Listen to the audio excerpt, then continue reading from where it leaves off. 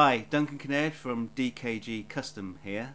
I'm here with Ben Weightman, the fabulous guitarist, session musician and guitar teacher, who's kindly come along to have a play with some of the guitars that I've built, give you his honest appraisal, I hope, and maybe play a few tunes. Yeah, so we're not in the dungeon. DKG, we're in the den, the music room here at my family home. So yeah, Ben, nice for you to come along. Yeah, no problem. So how long you been a session musician then? I've been playing with different people for the last 15 years, I suppose. I mean, I'm 31 now. Been playing since I left school. Yeah. Went to the Guitar Institute for a while. I've depped with a lot of bands, playing jazz and different rock groups and stuff like that. No one really famous or anything like that. But yeah, I mean, I work at a recording studio. No one famous yet. No, I mean, I've done little bits with. No, they give them a chance to get famous. Little bits with a guy from Iron Maiden. I've met. I've done some demos with him.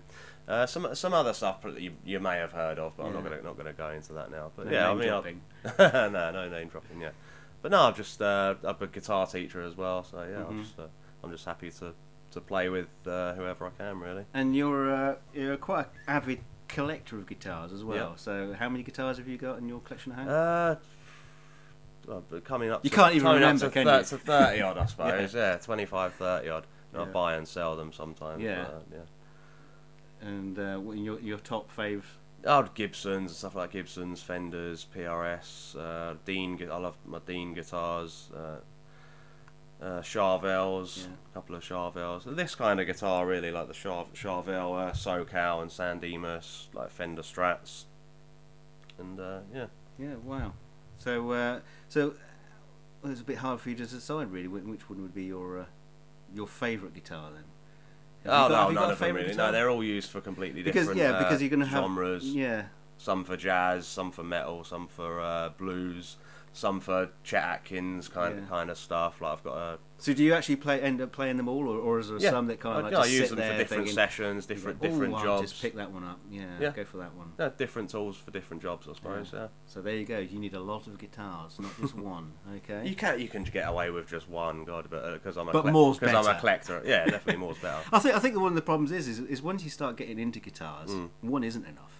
It's like pairs of socks. Yeah. You just don't, well, I have one pair of socks. I think that's about it, and one pair of pants, and that was too much information.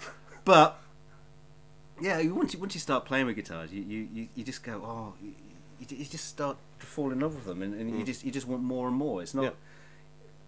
Sometimes it's not even because you want a different tool. You just want a different toy. I've got a few guitars that you'd probably look at them and think it looks exactly the kind of same guitar, but yeah, the more beautiful instruments you've got about, it makes you pick them up more often and practice them for practicing and stuff like that. That's one thing I've always said about the things that I've been trying to do for DKG is because I firmly believe. I mean, we come from a family where you started off buying the cheap guitar, and it's like, same here. Yeah, it's the one that just comes in a box. You don't even play it. You don't pick it up. You just buy it and then see what happens.